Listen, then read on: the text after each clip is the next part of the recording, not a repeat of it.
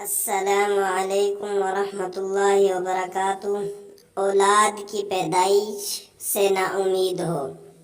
وَلِلَّهِ مُلْكُ السَّمَاوَاتِ وَالْأَرْضِ وَمَا بَيْنَهُمَا يَخْلُقُ مَا يَشَاءُ وَاللَّهُ عَلَى كُلِّ شَيْءٍ قَدِيرٌ۔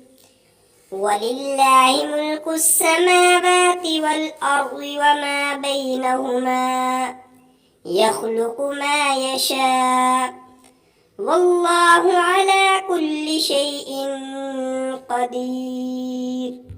وَلِلَّهِ مُلْكُ السَّمَاوَاتِ وَالْأَرْضِ وَمَا بَيْنَهُمَا يَخْلُقُ مَا يَشَاءُ وَاللَّهُ عَلَى كُلِّ شَيْءٍ قدیر۔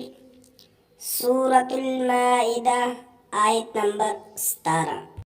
جو اولاد سے نا امید ہو جائے، اس آیت کو 14 دن تک روزانہ 300 مرتبہ پڑھ کر کسی میٹھی چیز پر دم کر کے میاں بیوی آدھا آدھا کھا لیا کرے، انشاءاللہ ضرور امید بر آئے گی۔ امید کرتے ہیں کہ آج کی ویڈیو آپ سب بھائیوں کو پسند آئی ہوگی۔ انشاءاللہ اس پر عمل کریں، انشاءاللہ نتیجہ آپ خود دیکھیں گے۔ ملتے ہیں کسی اگلی ویڈیو میں، جب تک کے لیے اللہ حافظ۔ جس بھائیوں کو ویڈیو اچھی لگی ہو وہ ویڈیو کو لائک کر دے اور ہمارے چینل کو سبسکرائب کر دے۔ جزاک اللہ خیر، والسلام۔